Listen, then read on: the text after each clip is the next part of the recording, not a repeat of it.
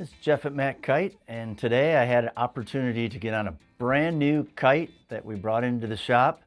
Brand new to the kite industry, but his name is none other than Nick Jacobsen. Nick has been around. Anyone in kiteboarding knows Nick from his big air adventures to obviously he has a unique style when he's on the water, how he throws tricks and how he uses rails and just about anything that's on the water, near the water, to have fun, climbing tall things. Yes, you know it, Nick Jacobsen, he has come out with his own kite brand and it's called Yes. And I like the branding of it because it says yes and then say yes. So say yes to the kite. I'm just gonna go over my first impressions. I've been winging a lot. And so I preface that I haven't been kiting a ton, and I got on today a 10 meter, and it was a big day here. It was blowing probably anywhere from 21 to 28 knots. And I noticed right away when I launched the kite in the gusty conditions, I felt like it absorbed the gust real well. I knew where the kite was the entire time the moment I launched it, and I was walking to the water and getting on my board. So it didn't give me a lot of feedback where I didn't, felt like I didn't know where the kite was or anything surprising. So that's a thumbs up. Very stable, even though it's probably gusting, like I said, 21 to 28 knots at the time. Once on the water, obviously with any new kite, it can take a little bit to get used to, but I'd have to say, yes, kind of got a sweet spot. It's a three-strut kite, and it just pretty much, I felt kind of dialed in right away with it. It did take me a few tacks to kind of get the sweet spot for jumping, but it does fly a little forward and pull a little forward. But it definitely has a medium bar pressure, which I think is solid in that you always know where the kite was. And that's what I felt with the Yes kite, no matter where it was in the wind window. If I put it low to the water, if I down looped it, I did a few down loops, just down loop transitions as I was jumping.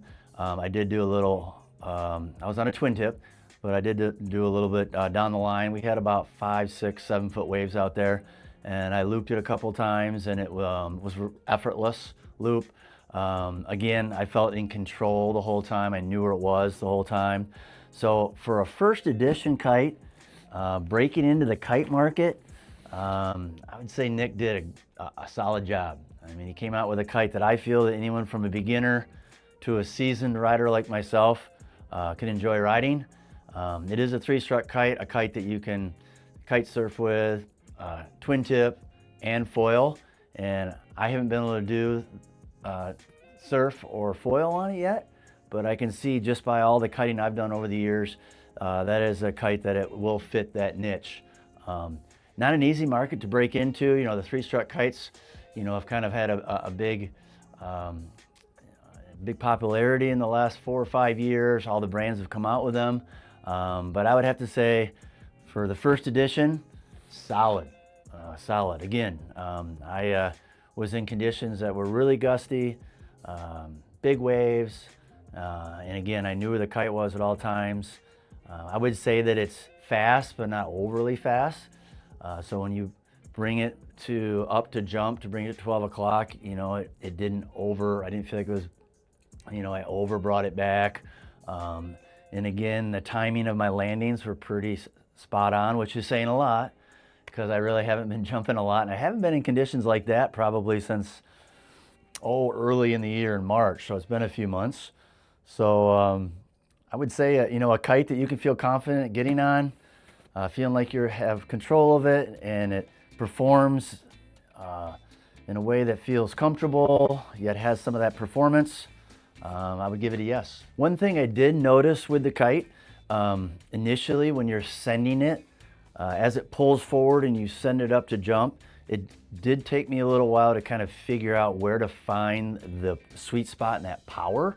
So I'm not saying that it's something maybe a trade-off with a kite that you might notice, but maybe a little more time on it, I'd be able to find that sweet spot a little easier when I do send it up to 12.